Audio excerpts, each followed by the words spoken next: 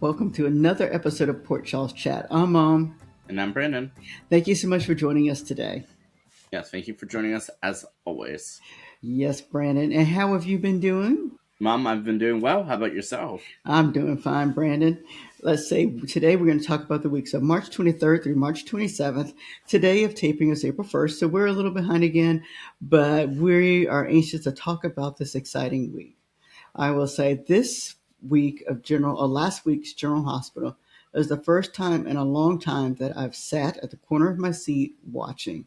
Every day I would come home and I was ready to watch. What about you, Brandon?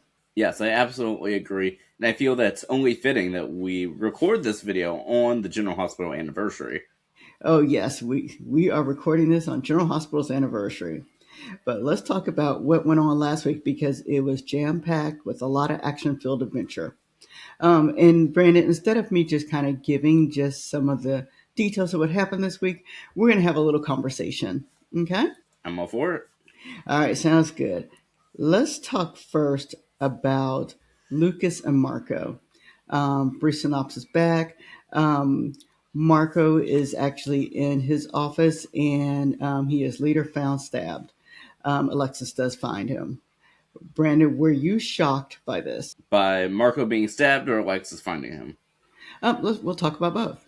Him being stabbed, I think the way that they shot the scene I thought was really well. I believe they ended out the previous week with that, with Colum having the knife behind his back, and then next thing we know, Marco's on the ground. That said, I'm not surprised by that. I'm not surprised with Alexis finding him, but I am surprised with the location of it being the office, and I'm surprised that Danny was there. Yeah. I was surprised they included Danny in that scene also. And one of the things I did like about Danny is that he was the calm one and everything. When Alexis was really trying to do everything she could to save Marco, Danny was very calm. He called the police. He stuck around for a little bit, and then, of course, he had to leave for other reasons. But but yeah, I thought Danny did a good job playing in this particular scene, and particularly being the one who represented the calmness for Alexis. Like you, Brandon, I kind of figured something was going to happen to Marco because Marco and Lucas were very happy, and we know what's so planned that doesn't quite happen all the time. And so, I figured that Marco would be the one. One of them was going to go, so I figured it'd be Marco because that would be more devastating for, of course, Sidwell, and it gives them some anchor to be angry at someone. So I was surprised at how quickly that they did kill off Marco, meaning that his death scene came like I don't even know if it was Wednesday of last week, but it came pretty quickly. And so I was sorry when I watched it to see that this would hurt Lucas. But, storyline purposes wise, I understand why they did it. Did you have any other thoughts about this, Brandon? I mean, I definitely think I'm not surprised it happened. I'm surprised how quickly it happened, but I love the sequence that they did for it, and that they let Marco have a honorary death, and that they let him in as a hero because he did this for Lucas, for Britt, and for doing the right thing as opposed to him, going out as a bad guy. Yes, true. All right, Brandon. And then we have Jason. This was Jason's last week. He had said, I think, on one of the podcasts that he does with Bradford Anderson, he mentioned that the end of March would be his last week. He had said he had already taped up to that point, so we knew it was coming. I was truly surprised. I didn't expect that much action from this. To give the backstory, Jason is Jason really wants to take out Cullum. He tries, he's not able to, and then he goes to see Danny, and Danny had a basketball game that night, and Dante meets him there, and then from there he does leave Dante in order to go and try to save Britt, and so that's really where the initial part of it came through. And then we had the surprise at the very end of one of the, maybe not at the end of one of the days, but we had the surprise of what really happened to Cullum. All right, Brand, were you surprised about who really shot Cullum? It was interesting. The scene I thought was really shocking.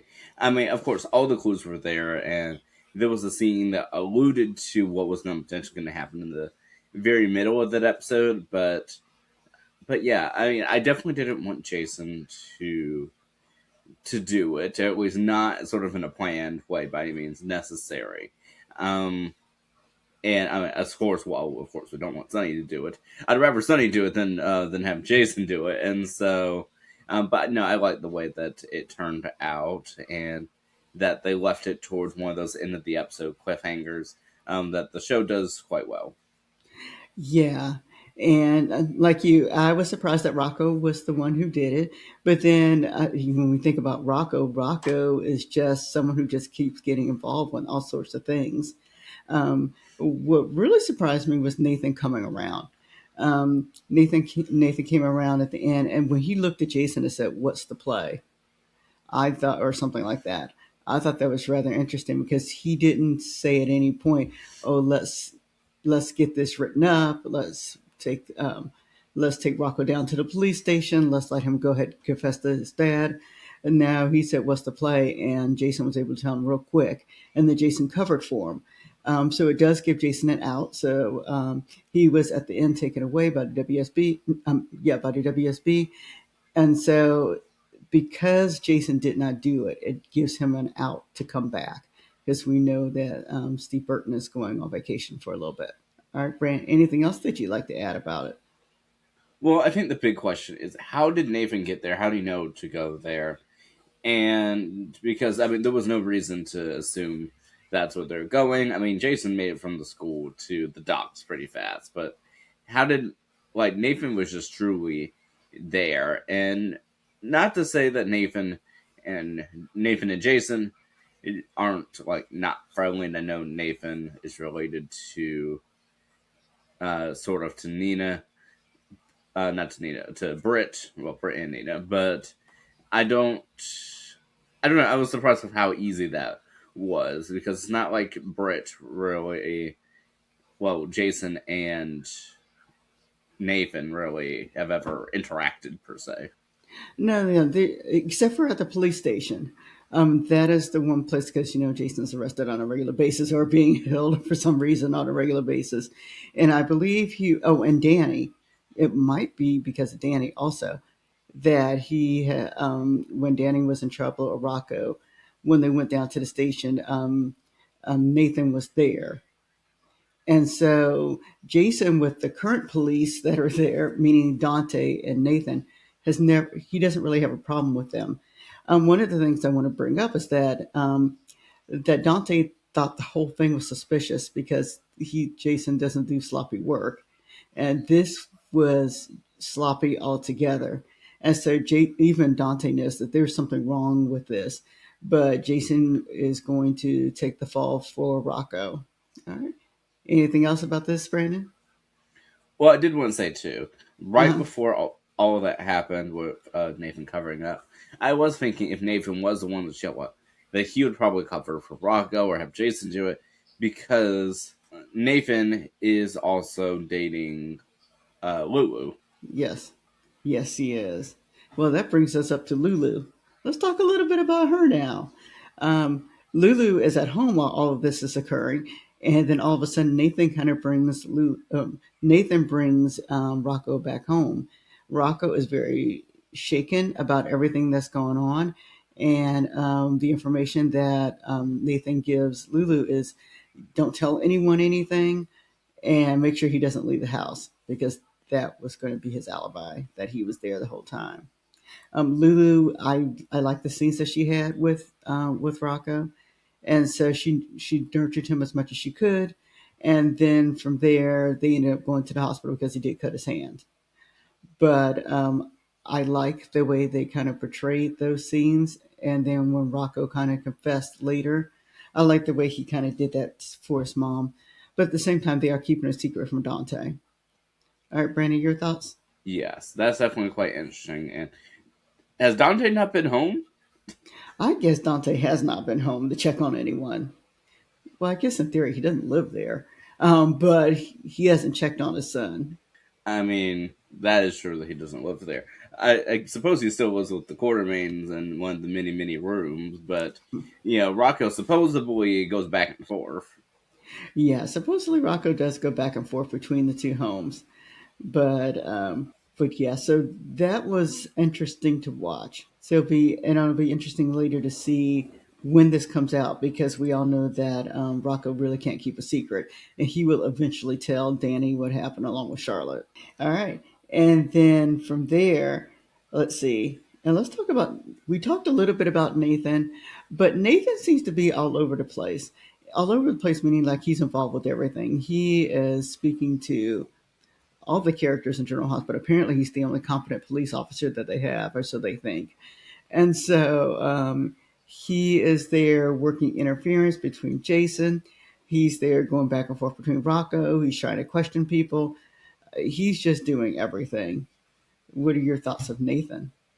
Yeah, he's playing all sides, and I can't really tell what is or would be his motivation. I mean, in terms of what he's trying to do, and not to speak about this week because we're not. But even now, I still don't even know. Like, I can't figure Nathan out because he, I don't know. Everything that he does has always been very too convenient in a sense, and I can't tell where his allegiances really fall, or if he truly is as lost as he says he is, and is just going with emotions. Yep, I'm in complete agreement there. Where Nathan's kind of suspicious. No one's questioning his 7 missing years of his life.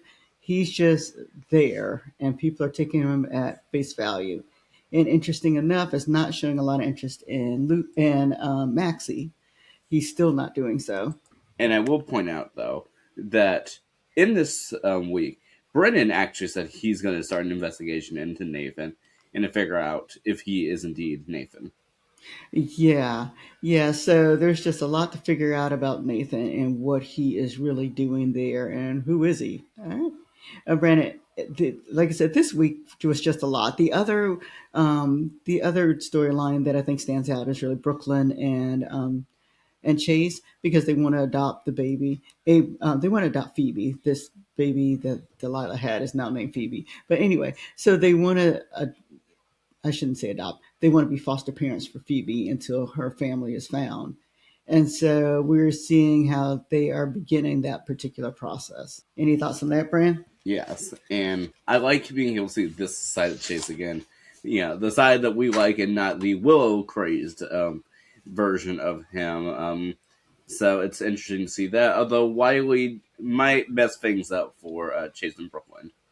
Yeah, Wiley might. He might. All right. Like I said, this was just a week of a lot of different things going on. It was exciting to see and riveting at times. And so I'm so happy that General Hospital actually had a storyline that just it moved rather quickly and it looked like they were trying to wrap things up really fast. All right. And then let's go down, Brandon. Well, first of all, did I leave anything out for the week? The week in general, or just that part? The week in general, anything else that you'd like to talk about? I mean, outside of our superlatives, of course, I did want to say that I just want to call it down. I think that this was an amazing week, very thorough. I will say that Monday through Wednesday, and I'll even say Monday through Thursday is probably a bit stronger than Friday, but I think the week as a whole was great. But I'm calling it now and saying that I think Tuesday will be nominated and likely win a daytime Emmy, if not numerous, for outstanding directing or outstanding editing or both. All right, Brandon, we're going to mark your words on that. All right, let's go to our performers of the week. And for me, there were so many because I thought they all did an incredible job. And so I was able to narrow it down, and I probably left someone out. To Jason, Danny, Alexis, Nathan, and Lucas. Brand, do you have any? Do you want to add to that? Because I couldn't narrow it down to one. Oh, and Rocco. As I say, you didn't include Rocco. I'm shocked. Yeah, Rocco, and now that we're talking about it, Rocco for me did such an incredible job. that he almost can get the whole thing. But I mean, it took all of them to actually make this work. All right, Brandon, what are your thoughts? I fully agree, and I'm not gonna leave Sidwell out either. I mean, I think they all did an amazing job this week. But you know what? I'm going to say, to make mine simple, I'm going to say Rocco, Danny, and honorable mention to Jason. All right. Yep, that sounds good. And as for amusing scenes of the week, well, this was a week of, I think, just a lot of, I don't want to say sad, but I mean, it was just a lot of adventure, of some sadness that it was hard to think of the amusing scenes of the week. And so it finally hit me, Carly and Valentine. That was the humor buried somewhere in the midst of all of this. And so I'll go with them as being the amusing couple or scene stealers of the week. All right, Brandon, could you remember any amusing scenes? Yes, Carly and Valentine were quite amusing, especially that Valentine made this big old meal for Carly, and Carly's like, "Well, I can't even boil water correctly."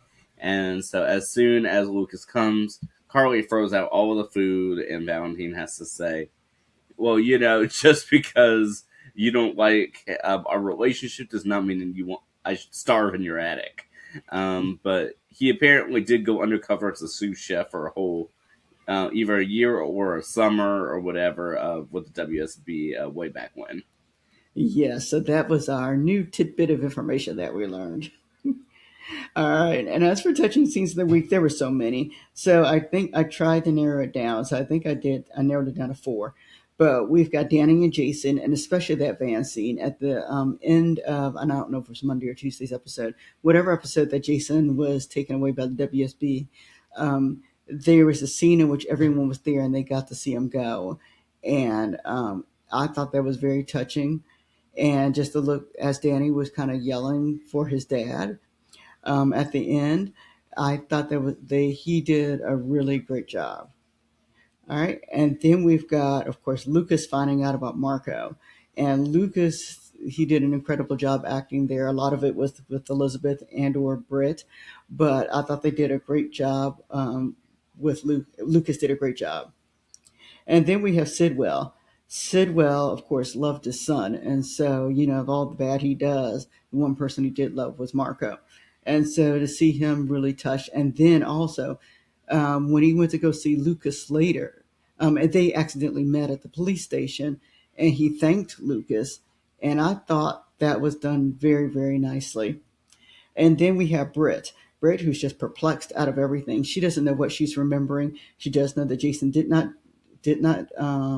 shoot Cullum, but she also knows that Jason told her what to say. So Britt is just perplexed in itself, and then she's had some remarkable scenes with Lucas, and so those for me were the touching scenes of the week. All right, Brandon, you want to add to it, or is there another one that I left out? Yeah, the Danny scene I thought was the most touching that week, and I even like Carly checking in on Danny through Alexis and Tracy, which I thought was interesting because the both of them had said that they don't care for Carly, but I thought they made it make sense. And I will say Carly and Alexis are almost never in a scene together, and especially if you include Tracy into that. All that to say though is I kind of like it, and I would love to now see a sort of time where I guess all the Sunny X's can get to be together, but I'm sure there's too many of them for one room. Yes, they are. All right, Brandon, I didn't have any fast forward scenes this week. How about you? No. All right, I didn't see any missing scenes this week. Everything kind of blended together. It's like they kind of started to make things make sense. So for you, were there any missing scenes? I don't think so. All right. I'm adding one here. Shocking scene for the week. And I guess the one for me was Rocco shooting Cullum. Even though you had called me and told me don't watch any social media, and I did not. Um, when I saw it happen, I think that I did have to, even though I knew that Rocco was over there, but to actually see him do it and the look on Jason's face afterwards. And then when Nathan kind of showed up and said, what's the play? or whatever his words were. That to me was just all kind of shocking at one time. So that for me is the shocking scene of the week. All right, Brand, did you have a shocking scene of the week? Well, definitely Rock Up. I was shocked with how the episode went out and sort of all the confrontations, and of course how they edited it in. I thought they just did a really great job, and then I feel that the entire episode of Tuesday, I feel, can go into that list as well. All right. Welcome back. You know, I didn't know who to welcome back. So I got to love that blank. Brandon, is there someone in there who's been missing for a while who came back last week? I'm sure there was outside of Olivia, but I can't think of who that is. All right. And then, or maybe the welcome back's Wiley. Um, and then, where are they? Where's Willow and where's Drew? They have been missing for, I think, 2 weeks now. So I'm not sure where they are. Any other where are theys? And Terry. I'm Yeah, yes, definitely them. And I'm also going to say the regular actor for Ezra Boyle. Yes, I do miss him. And then we have a goodbye. Well, we have two goodbyes. We had goodbye to Martin because Martin is now going off doing something. I don't know what he's doing. But anyway, Sidwell arranged it. And then we have goodbye to Marco also. So I guess the two M's. Any that I left out, Brian? No, it's definitely both those. And I believe they said Martin's going to some very big, lucrative opportunity in the West Coast. Yeah, yeah. So hopefully Martin will come back. But for right now, he is gone. All right. Brandon, anything else that you'd like to talk about that happened this week I or don't think last so. week? I don't think so. I just thought this was a really well done week, and it seems like a great start to, like I said, this current week as well. And I just feel that, again, I would be very surprised if this week does not end, win some Emmy Awards, and I just thought they did a really well done job. Yep, same here, Brandon, same here. All right, so we thank everybody for watching today, and we will see you next time. Have a wonderful day. All right, bye bye, everybody.